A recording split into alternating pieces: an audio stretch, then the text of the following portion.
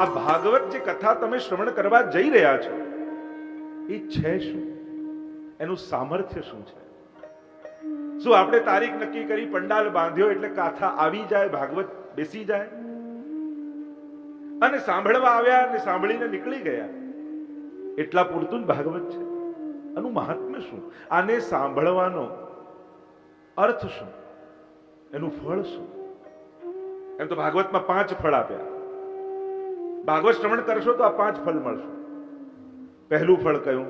નિસંશયતા, સર્વ શંકાઓનું નિરાશન, સર્વ શંકાઓનું સમાધાન શ્રીમદ ભાગવતનું પહેલું ફળ છે.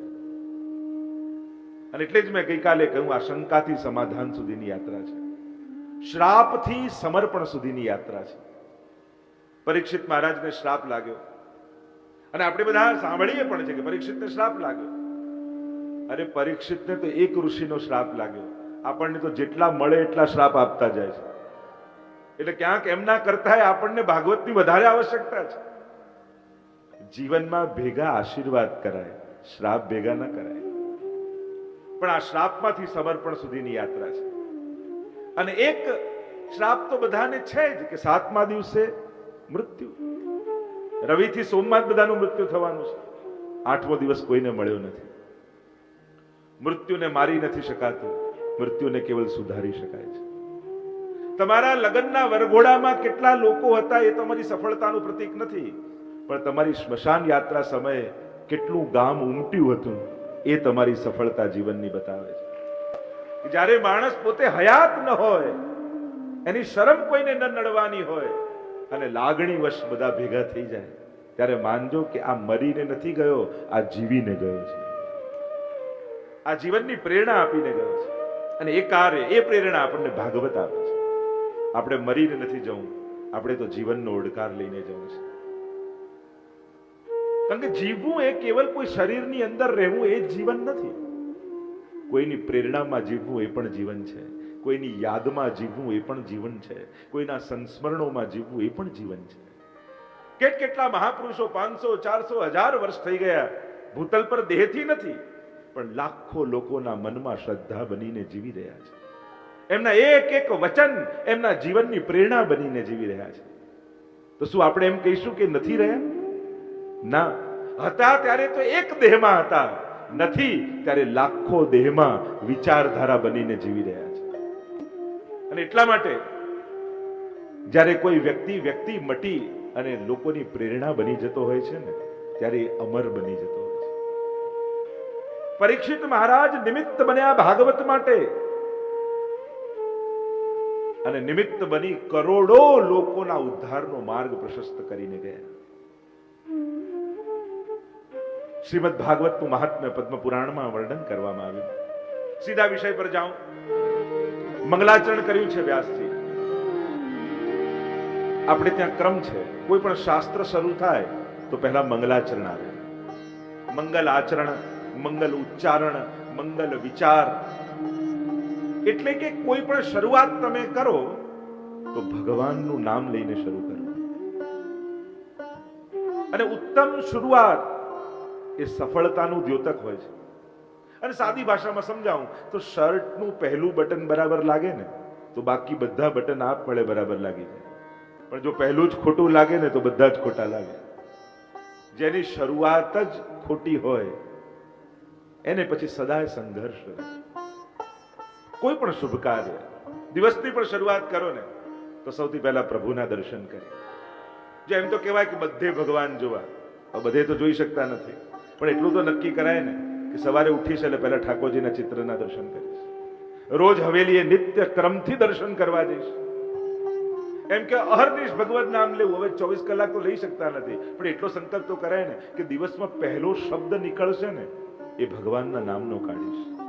સૌથી પહેલા ઘરના લોકોને જય શ્રી કૃષ્ણ કરી અને દિવસની શરૂઆત કરીશ. ભગવત નામ મુખમાં આવે ને અને એ મુખથી એ દિવસે જે કાંઈ બોલાય એ સામેવાળાના મનમાં ઉતરી જાય.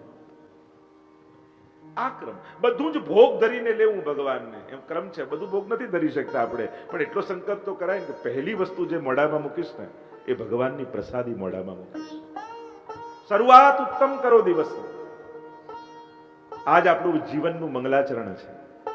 મંગલ આચરણ, મંગલ ઉચ્ચારણ, મંગલ વિચાર, પ્રભુના સ્મરણ સાથેની શરૂઆત. આંખ ખુલે અને પહેલા દર્શન ઠાકોરજીના કરે. ઘરના લોકો સદસ્યો મળે તો સૌથી પહેલા જય શ્રી કૃષ્ણ કહે. જો કમથી કમ આખો દિવસ ન કરી શકો તો આ 5 વાર દિવસમાં પ્રભુને યાદ જરૂર કરો. આપણે ત્યાં તો વૈષ્ણવી પરંપરામાં તો ઘણા બધા ક્રમ છે ભગવત સેવાના, સત્સંગના. પણ તમે એમ કહો અમને સમય નથી, અમે વ્યસ્ત છીએ, અમને આવડતું નથી, શું કરી? શરૂઆત તો કરો. 5 વાર ભગવત. સૌથી પહેલા જાગો ને ત્યારે મનમાં 3 વાર શ્રી કૃષ્ણ શરણમ મમ અષ્ટાક્ષરનો જપ કરો. 3 વાર. પહેલી વસ્તુ મોઢામાં મૂકતા હો દિવસમાં, કંઈક મોઢામાં ખાવા માટે મૂકો ત્યારે 3 વાર અષ્ટાક્ષર સ્મરણ. કામ કરવા ઘરેથી નીકળો બહાર, પુરુષાર્થ કરવા જઈ રહ્યા છો ત્યારે પ્રભુનું 3 વાર સ્મરણ કરીને પછી જાઓ. ઘરે પાછા આવો ત્યારે પણ ચપ્પલ કાઢીને ઉમરાની પાસે 3 વાર સ્મરણ કરીને પછી ઘરમાં પ્રવેશ કરો. અને રાતના સૂતા હો ત્યારે સૂતા પહેલા આંખ બંધ કરી પ્રભુનું સ્મરણ કરી 3 વાર શ્રી કૃષ્ણ શરણમ મમ મનમાં ઉચ્ચારણ. જો આ 5 વાર પણ ભગવત સ્મરણ જો બની રહ્યું તમારા જીવનમાં તો ઠાકોરજી તમારા દિવસના પ્રત્યેક કાર્યોમાં તમારી જોડે હશે. અને જ્યાં ભગવાન હોય છે ત્યાં સફળતા હોય છે. યત્ર યોગેશ્વરઃ કૃષ્ણ યત્ર પાર્થો ધનુર્ધરઃ તત્ર શ્રી વિજયો ભૂતિર્ધ્રુવા નીતિર્મતિર્મમ. હવે આમાં ટાઈમની જરૂર નથી, આમાં સંસ્કૃત શીખવાની જરૂર નથી, આમાં આવડતું નથી, કંઈ નથી આવડતું એના બહાનાની જરૂર નથી. ભગવાનને જોડે રાખો, સાથે રાખો. કેટલું સરળ! આ 5 વાર તો થાય કે નહીં? હાથ પાડો, હાથ ઊંચા કરી. જો તમે બધા ભાગવતજીની આગળ બોલ્યા છો, કાલથી શરૂ બોલો ગોવર્ધન નાથ કી જય. નાના નાના લાગતા સંકલ્પો પણ જીવનમાં કેટલા મોટા ચમત્કારો સર્જી શકે છે એની તમે કલ્પના નથી કરી શકતા. તમને એમ લાગે 3 વાર બોલવામાં શું છે? અરે ભગવાનનું 1 વાર લીધેલું ગજેન્દ્ર નામ અને ત્રિલોકનો નાથ વૈકુંઠથી દોડતો આવી જતો હોય તો રોજ 5 વાર જ્યારે સ્મરણ કરો તો ભગવાન તમારી સફળતાનું કારણ ચોક્કસ બની જશે. નિશ્ચિત કરો કે આ નિયમ તો મારે રાખવો જ છે ભાગવતજીની આગળ. એમ તો કહેવાય કે ભાગવત કથા સાંભળો ત્યારે કંઈક પવિત્ર નિયમો લેવા જોઈએ. નાનકડો નિયમ, એમાં કાંઈ કોઈ વધારાનો સમય બગાડવાની જરૂર નથી, પણ નાનકડો સંકલ્પ બહુ મોટા ચમત્કારો લઈને તમારા જીવનમાં. મંગલાચરણ કર્યું છે અને મંગલાચરણ કરતા વ્યાસજી બોલ્યા પ્રભુના સ્વરૂપ, સામર્થ્ય અને સ્વભાવ ત્રણેયનો પરિચય વ્યાસજી આ શ્લોકમાં કરાવે છે. કારણ કે જેની કથા અને ગાથા સાંભળવા તમે જઈ રહ્યા છો એ ભગવાન કૃષ્ણ છે કોણ, એનું સ્વરૂપ શું છે, એનું સામર્થ્ય શું છે, એનો સ્વભાવ કેવો છે. કારણ કે જ્યાં સુધી પરિચય પૂરો ન થાય ત્યાં સુધી પરિણય પણ થઈ શકતો નથી, પ્રેમ પણ થઈ શકતો નથી. અને એટલા માટે ત્રણેયનો પરિચય કરાવ્યો. कैसे हैं हमारे ठाकुर जी, उनका स्वरूप कैसा है? देखो हमारे कृष्ण का स्वरूप और रूप दोनों सुंदर है. સ્વરૂપ અને રૂપમાં ફરક શું? એ શ્યામ રંગનો છે, વાંકડિયા કેશ છે, સુંદર કમળની પાંખુડી જેવા નેત્ર છે, આ રૂપ છે. અને સ્વરૂપ કેવું છે? સચ્ચિદાનંદ રૂપાય. પેંડો હોય એનું રૂપ કેવું કે ગોળ છે, કેસરી છે. એનું સ્વરૂપ શું? કે આમાં માવો છે, ખાંડ છે, આ એનું સ્વરૂપ. वैसे ही परमात्मा स्वरूप से कैसे हैं? सत, चित और आनंद. सत क्या है? ना सतो विद्यते भावो न भावो विद्यते सत. જેનો ક્યાંય અભાવ ન હોય એને સત કહેવાય. આ પરમાત્માનો આ બ્રહ્માંડના કોઈ કણમાં અભાવ નથી. એટલે કે પ્રતિ કણ અને પ્રતિ ક્ષણ એ તમને જોઈ રહ્યો છે, એ તમારી સાથે છે, એનો ક્યાંય અભાવ નથી. અને જ્યારે આ સાંભળે ને ત્યારે પાપીને ડર લાગે, અરે ભગવાન જોતો હશે, પણ પુણ્યશાળીને આનંદ થાય, મારા સત્કર્મો કોઈ જુએ ન જુએ, મારો ઠાકોરજી તો જોઈ જ રહ્યો છે. એને આનંદ થાય. એ પ્રતિપલ આપણને જુએ છે. આ સતતત્વ છે. બીજું તત્વ પરમાત્મામાં છે ચિત તત્વ, ચિતિ જ્ઞાને ચૈતન્ય. ભગવાન સર્વજ્ઞ છે, એ બધું જ જાણે છે. અને એટલા માટે આપણે ત્યાં તો શિક્ષાપત્રમાં હરિરાયજી આદિ કહે, ન ચાતુર્યમ પ્રયોજકમ અંતર્યામી સમસ્તાનામ ભાવમ જાનતી માનસમ. બધે ચાલાકી કરવી પણ ભગવાન અને ગુરુની આગળ પોતાની ચતુરાઈ મૂકી દેવી. પ્રભુની આગળ પોતાની ચાલાકી નહીં કરવી, ભગવાનની આગળ પોતાના વિશેના બહુ ખુલાસા નહીં કરવા, કારણ કે એ તમારા હૃદયને જાણે જ છે, જુએ જ છે, એને બધી ખબર છે. ત્યાં અસમર્થ અને સરળ બનીને જવું. ભગવાન આગળ પોતાનું સામર્થ્ય બતાવવું એનાથી મોટી કોઈ મૂર્ખતા નથી. તો ભગવાનના દર્શન એટલે પોતાના અહંકારનું વિસર્જન. કોઈને રૂપનો મદ હોય અને કૃષ્ણ આગળ જઈને ઉભો રહે અને કૃષ્ણના રૂપનું દર્શન કરે ને, ત્યારે એને થાય કે હું તો આજે સુંદર છું, કાલે નહીં રહું.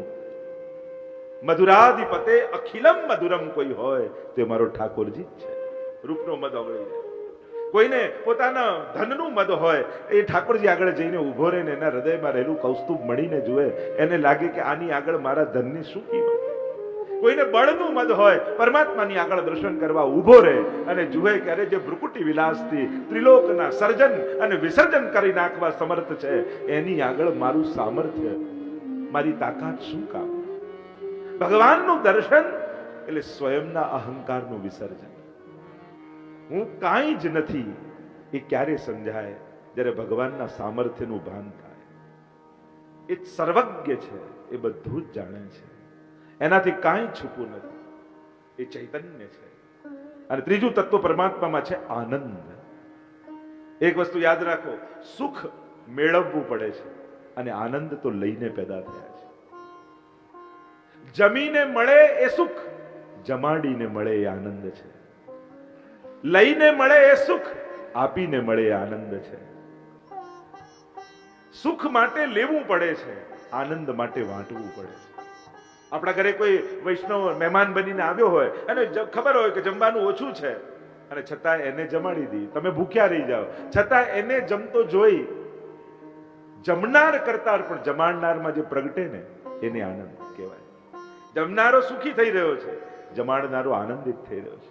અને પુષ્ટિ માર્ગની તો આ જ પરંપરા છે ને, ઠાકોરજીને ધર્યું હોય ને એ લઈએ એ પ્રસાદ અને બધાને વાટી અને જે બચે એ મહાપ્રસાદ છે. એટલે આપણે તો મહાપ્રસાદની મહત્તા છે. પ્રભુ પ્રસાદ બનાવીને આપે, વૈષ્ણવ એ પ્રસાદને વૈષ્ણવને વાટે અને જે બચે ગ્રહણ કરે એ મહાપ્રસાદ કહેવાય. આનંદ એ માણસને આપીને પ્રગટે છે. એટલે જ આપણે ત્યાં નંદ મહોત્સવમાં કહીએ છીએ નંદ ઘર આનંદ ભયો. કારણ કે શાસ્ત્રોમાં પરમાત્માનું સ્વરૂપ આનંદ માત્ર કરપાદ મુખોદરાદિ, જે સર્વાંગ આનંદ છે એ જ કૃષ્ણ છે. અને એ કૃષ્ણ, એ પરમાત્મા નંદ બાબાના ઘરે પ્રગટ થયો છે. એટલે સુખ મેળવવાની દોડાદોડ ન કરતા જીવનમાં આનંદ કેમ પ્રગટે એનો વિચાર ચોક્કસ કરજો. કારણ કે સુખનું ઓપોઝિટ છે દુઃખ, આનંદનું કોઈ ઓપોઝિટ નથી. સુખનો અંત છે, આનંદનો કોઈ અંત નથી. એટલે મારા જીવનમાં આનંદ કેમ પ્રગટે એનું ચિંતન કરજો. સચ્ચિદ અને આનંદ રૂપ પરમાત્મા, અચ્છા સ્વરૂપ આવું છે, એ કરે છે શું? તો કે વિશ્વોત્પત્યાદિ હેતવે, વિશ્વની ઉત્પત્તિ સ્થિતિ અને લય કરે છે. આ જે કાંઈ સર્જન દેખાય છે એ પરમાત્માનું જ સર્જન છે. કે ભગવાને બનાવ્યું કેમ માનીએ? એક નાનકડી ટાકણી હોય, એને જોઈને કોઈ એમ કે આ એમને બની ગઈ તો તમે માનવા તૈયાર થાવ? ના, એમને કોઈ બનતી હશે, કોઈ તો બનાવનારું હોય તો ટાકણી થઈ હોય ને. એક નાનકડી ટાકણીને જોઈને પણ તમે માનવા તૈયાર નથી થતા કે એમને બની ગઈ, તો આખું બ્રહ્માંડને જોઈ તમને ભગવાન કેમ યાદ નથી આવતું? રડતા રડતા રંગમંચ પર સૃષ્ટિ કેરો આવ્યો છે, ન ભૂખ તરસનું ભાન તને, ન સુખ દુઃખ કઈ સમજાય તને, ન ચાંદ ગગનમાં તે મૂક્યો, ન સૂરજ વળી તારું સર્જન તે નથી મૂક્યા નગમાં, તો એ તારાઓનો પાર નથી, ને તોય વળી તું બોલે છે કે સૃષ્ટિમાં ભગવાન નથી. ભગવાન દેખાય કે ન દે, જો એક વસ્તુ યાદ રાખો, થોડું કરીને બધે આગળ આગળ દેખાય માણસ, અને બધું કરી ક્યાંય ન દેખાય એ જ તો ભગવાન છે. કારણ કે ભગવાનને દેખાવાની આદત નથી. એ સુદામાને આપે, ખૂબ આપે, પણ સુદામાને કહે નહીં કે મેં તને આપ્યું છે. એને યાદ અપાવવાની આદત નથી. એને કહેવાની આદત નથી. આ જ પરમાત્માનો પ્રેમ કરવાનો પ્રકાર છે. એ વિશ્વની ઉત્પત્તિ કરે છે, પાલન કરે છે. આ બધું ચલાવે છે કોણ? અને કોરોનામાં તો બધા જ કહેવાતા બધા સુખી દેશો. તમે વિચાર કરો, દુનિયામાં આ દુનિયામાં એક સાથે 20% લોકો જો એક સાથે માંદા પડી જાય ને તો આ દુનિયા પાસે ઈલાજ કરવાની વ્યવસ્થા નથી. ગમે તેટલા સમર્થ દેશો કહેવાતા હોય, ગમે તેટલા હથિયારો ભેગા કર્યા હોય, પણ એની પાસે એટલી દવાઓ નથી. તો જ્યારે આવો અસમર્થ સમાજ હોય તો આનું સંચાલન કરનારો કોણ છે કે જે બધું બેલેન્સ કરી રહ્યો છે? જો દુનિયામાં એટલું અન્ન તો પાકે જ છે કે બધાના પેટ ભરાય, પણ આ માણસ ઇકોનોમીને જાળવવા માટે ભૂખ્યા સુધી અન્ન પહોંચવા નથી દેતો. ભૂખ્યા સુધી નથી પહોંચવા દેતો. એ માણસની અવ્યવસ્થા છે, ભગવાનની નહીં. ભગવાને તો આ ભૂમિ પર એટલા ફળ અને અન્ન પકાવ્યા જ છે કે દુનિયાના દરેક વ્યક્તિનું પેટ ભરાય. પણ ઘણાના ફ્રીઝોમાં પડ્યા પડ્યા ફળો સડી જતા હોય છે, પણ બીજાને આપવાનો વિચાર નથી આવતો. ઘણાના ભોજન સમારોહમાં ભરેલી થાળીઓ ફેંકાતી હોય છે અને ભૂખ્યા લોકો બહાર ઉભા હોય છે. જરૂર છે જેના જીવતરની એને કોઈ જીવવા નથી દેતા, જીવે છે મોતના વાંકે એને કોઈ મરવા નથી દેતા, ધરાયેલાના મોઢામાં પરાણે કોળિયા દે છે ને ભૂખાને કાજ વાસી ભાત પણ વધવા નથી દેતા. સુખડને ઘી થકી બળતા સવો ધનવાનના મોંઘા ને ગરીબની લાશ પર પૂરું કફન પણ ચડવા નથી દેતા. આ જે વિચિત્રતા છે સમાજની, આ જે વિપરીતતા છે, એમાં સમર્થ હોય વિચાર કરવું કે કેમ કરીને બેલેન્સ કરવું. પ્રસાદ લેવા જાઓ, થાળીમાં ખૂટ પેટ ભરીને ખાઓ, કોણ ના પાડે છે? પણ ફેંકાય નહીં એનો વિવેક પણ તમારે રાખવાનો. કારણ કે જો તમારી થાળીમાં ફેંકાય છે તો એક વ્યક્તિને આ દુનિયામાં ભૂખ્યા રાખવાનું પાપ તમને લાગે છે કે તમે કોઈ એક વ્યક્તિનું અન્ન તમે ફેંકી દીધું જેનાથી એનું પેટ ભરાવાનું હતું. અને એટલા માટે વિવેકની જરૂર છે. સમર્થ હોવા છતાં, ખર્ચો ઉપાડી શકીએ એવા હોવા છતાંય બગાડ એ તો કેમે કરીને યોગ્ય નથી જ. તમે વીજળીનું બિલ ભરી શકો એમ છો ઘરમાં, ભલે હોટલમાં કેમ ન રોકાયા હો, પણ નીકળતા સમય લાઈટ બંધ કરો, કારણ કે ઉર્જા તો બળે જ છે ને. ક્યાંક ને ક્યાંક ઉર્જા તો ખતમ થઈ જ રહી છે, શક્તિનો તો નાશ થઈ જ રહ્યો છે. વિશ્વની ઉત્પત્તિ, સ્થિતિ, પાલન અને લય આ કરનારો પરમાત્મા છે. જીવ પણ સર્જન કરે, જીવ પણ પાલન કરે, જીવ પણ નાશ કરે. બંનેમાં ફરક એટલો, જીવ જ્યારે સર્જન કરે ને તો એનેમાં મોહ થઈ જાય એ વસ્તુમાં. એક નાનકડું પેઇન્ટિંગ બનાવે તોય પોતાની સાઇન કરવાનું ભૂલે નહીં ચિત્રકાર. અને ભગવાને આખી દુનિયા બનાવી પણ ક્યાંય સાઇન પોતાની કરવા માટે ભગવાન ઉભો ન રહ્યો. માણસને મોહ થાય સર્જન. માણસ જ્યારે પાલન કરે ને કોઈનું તો એને અહંકાર થાય. આપણે સેટ કરી દીધો, આપણે આને ગોઠવી દીધો, આ તો કાંઈ નતો કરતો, આપણે એની લાઈફ સેટ કરી દીધી. પણ તારી કોણે કરી એ તો કે. દરેકની પાછળ ક્યાંક ને ક્યાંક કોઈનો હાથ તો હોય છે. વ્યક્તિ ભલે એમ કહેતો હોય કે હું સફળ થયો, પણ દેખાતા એ સફળ વ્યક્તિની પાછળ પરિવારના, કુટુંબના, સમાજના કેટલા લોકો પાછળ લાઈનમાં ઉભા હોય છે, એ એમના નામ લેવાનું ભૂલી જતો હોય છે. અને એટલા માટે માણસ પાલન કરે તો એનો અહંકાર થાય. ઘણી વાર લોકોને અમે નહીં રહીએ ત્યારે ખબર પડશે ઘર કેમ ચાલે છે. એ કહેનારા બધા જ જતા રહે છે અને બધાના ઘર ચાલતા રહે છે. કોઈ નાથી કંઈ અટકતું નથી. ભગવાને આ દુનિયામાં કોઈને પણ એટલો મહત્વનો બનાવ્યો જ નથી કે જેના જવાથી ભગવાનના કામ અટકી જાય. જો આ ચલાવનારો તો પરમાત્મા છે. ઘણા નેતા આયા, ઘણા રાજનેતા આયા, રાજાઓ આયા, સમાજ સુધારક આયા, ધર્મગુરુ આયા. આ નહીં રહે તો શું થશે? આ જતા રહેશે તો દુનિયાનું શું થશે? એ બધાય જતા રહ્યા, છતાં એ દુનિયા ચાલતી જ રહી છે. કારણ કે ચલાવનારો એ ઈશ્વર છે. આ તો પાણીમાં આંગળી નાખવા જેવું છે. કોઈ ટબલરમાં પાણી ભર્યું ને આંગળી નાખો અને તમને જો કેવો ખાડો પડી ગયો, પણ આંગળી કાઢો અને ખાડો ક્યાં ભરાઈ જાય ખબર ન પડે. એમ દુનિયામાંથી માણસ ક્યાં જતો રહે છે અને એના ખાડા ક્યારે ભરાઈ જાય છે ખબર નથી પડતી. એટલે કોઈ નાથી કંઈ અટકવાનું નથી, કારણ કે સંચાલક પરમાત્મા છે, પાલક પરમાત્મા છે. તો માણસ જ્યારે પાલન કરે તો અહંકાર થાય, ને ગુમાવી બેસે તેને દુઃખ થાય. પણ ઈશ્વર સર્જનમાં પણ આનંદમાં, પાલનમાં પણ આનંદમાં અને લયમાં પણ આનંદ. જેમ એક નાનકડું બાળક દરિયા કિનારે માટીમાં ઘર બનાવીને ખેલતું હોય, જ્યારે ઘર બનાવતું હોય રેતીથી ત્યારે પણ આનંદમાં હોય, પછી છીપલાઓ વીણી લાવે ને ઘરમાં રમે ત્યારે પણ આનંદમાં હોય, અને માં બૂમ પાડે કે બેટા ચાલ ઘરે જવાનો ટાઈમ થયો, ત્યારે કૂદકો મારીને ઘર તોડતો હોય ને ત્યારે આનંદમાં જ હોય છે. એમ પરમાત્મા પણ આનંદથી જ સર્જન, આનંદથી જ પાલન અને આનંદથી જ લય કરે છે. એવા પરમાત્મા પણ બહુ મોટું કામ કરતા હોય ને એ સ્વભાવના બહુ આકરા હોય. એવું કે પરમાત્મા આટલું મોટું કાર્ય કરે એનો સ્વભાવ કેવો? તો કે આના જેવો કોમળ સ્વભાવ બીજા કોઈનો નથી. આ કેવો છે? તાપત્રય વિનાશાય. આ ત્રિવિધ તાપોને હરી લેનારો છે.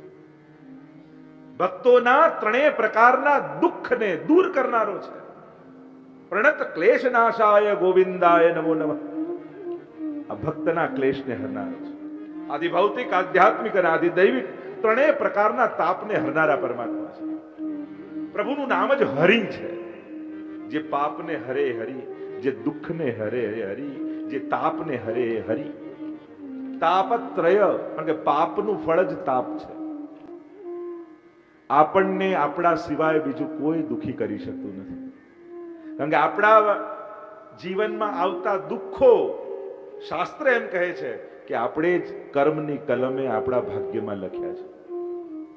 ક્યાંક આપણું જ કરેલું દોષ, અપરાધ દુઃખ બનીને આપણી સામે આવતા હોય છે.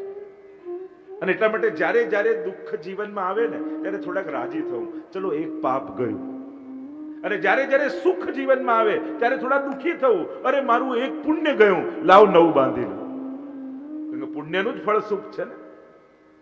તમે ગમે તેટલી મોટી પાર્ટી કરો, જન્મ દિવસે આનંદ પ્રમોદ બધું જ કરો, એમાં કેટલા પૈસા ખર્ચા એનો હિસાબ રાખો છો, પણ એ સુખ ભોગવવામાં કેટલા પુણ્યો ખર્ચાઈ ગયા એનો તો આપણે હિસાબ નથી કરતા. અને એટલા માટે જ્યારે પણ કોઈ સારો દિવસ આવે એ સારા દિવસની શરૂઆત પુણ્ય અને સત્કર્મથી કરજો, જેથી તમારા પુણ્યો ઘટી ન જાય સુખ ભોગવવામાં. તાપત્રય વિનાશાય, ત્રિવિધ તાપોને હરનારા. કારણ કે જીવનમાં દુઃખ આવે તો માણસ કોની પાસે જાય? અસમર્થનો આશ્રય કરશો ને તો એ આશ્વાસન આપશે પણ દુઃખ દૂર નહીં કરી શકે. જો માણસ મદદ કરી શકે, સુખી ના કરી શકે. માણસ પાસે ગમે તેટલો સમર્થ વ્યક્તિ હોય એ તમને એમ કે ના ના હું તારી જોડે ઉભો છું, તને તું કહીશ મદદ કરીશ, પણ એણે કરેલી મદદ એ આપણા સુખનું કારણ બનશે એ જરૂરી નથી. સુખનો દાતા તો કેવલ ઈશ્વર છે. પણ એ દુઃખ આવે એટલે જ એની પાસે જવું એ ઉત્તમ ભક્તપણું નથી. સુખના દિવસોમાં જ ભગવાનનું શરણું શરૂ કરી દો. સુખ આવે ત્યારે જ જો પરમાત્માના શરત, દુઃખ કાહે કો હોય, दुख में सुमिरन सब करें, सुख में करे न कोई, सुख में सुमिरन जो करे तो दुख काहे को હોય.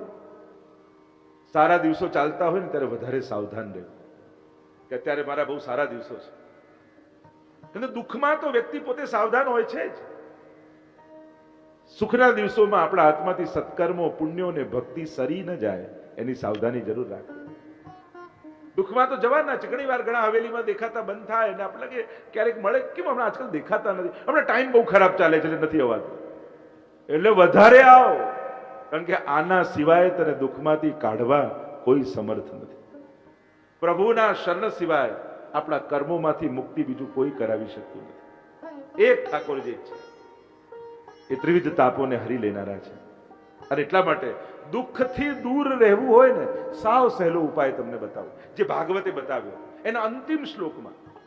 તમે જો ઈચ્છતા હો કે તમારા જીવનમાં ક્યારે દુઃખ આવે જ નહીં, તો તમારા દિવસની શરૂઆત પ્રણામો દુઃખ સમનસ્તમ નમામિ હરિમ પરમ, પ્રભુની પ્રણામ કરવાથી, વંદન કરીને, દંડવત કરીને તમારા દિવસની શરૂઆત કરો.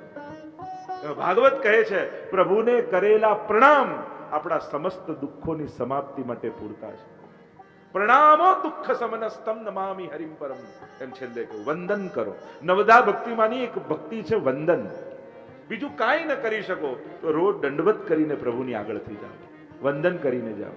કારણ કે આ માથું જયારે પ્રભુના ચરણમાં નમે છે ને, જો તમે સ્ટેમ્પ પેપર જોયું છે, સ્ટેમ્પ હોય જે આપણે સિક્કો મારીએ, એમાં તમે જુઓ ને સ્ટેમ્પમાં તો બધા ઊંધા અક્ષરો હોય, પણ એને જ્યારે કાગળ પર સહી લગાવીને મારો તો બધા સીધા થઈ જાય. એમ આ કપાળ ઉપર જે ઊંધી દુર્ભાગ્યની રેખાઓ હોય ને, અને આ કપાળ જ્યારે ભગવાનના ચરણમાં ઝૂકે તે સૌભાગ્યની સીધી રેખાઓમાં ફેરવાઈ જતું હોય છે. દુર્ભાગ્યમાંથી સૌભાગ્ય તરફ લઈ જનારો કોઈ હોય તો એ કેવલ શ્રીનાથજી છે, શ્રી ઠાકોરજી છે. એટલે નિત્યનો એક ક્રમ બનાવો. અને એક વસ્તુ મારી યાદ રાખજો, જેને પગે લાગવા જેવું છે એને નહીં લાગો તો ન લાગવા જેવા લોકોને રોજ પગે પડવું પડશે.